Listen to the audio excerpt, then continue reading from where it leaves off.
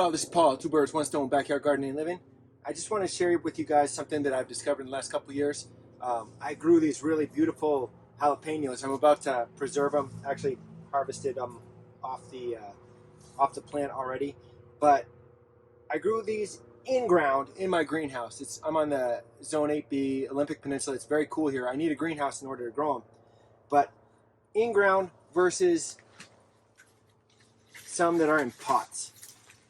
And I've confirmed to myself, some people might not be this way, but I am. It is hard to maintain a pot. You have to water it more frequently. You have to fertilize it more frequently. I'm a wildland firefighter, and I often have to neglect my plants a little bit. For me, I've discovered in the ground is much better. It's more forgiving than being in a pot. You can tell. These are just the color of them. It might be from the water. It might be from not enough nutrients. But in the ground, the production was just hugely higher and 100 times better. Well, 100 times, that's a little bit ridiculous. It was a lot better in the ground. Same with my tomatoes. Tomatoes in the ground versus I had some straw bales. Straw bales were hard to regulate for me, hard to water, just hard to keep the plants happy and productive. Next year, I'm basically going to go mostly in the ground.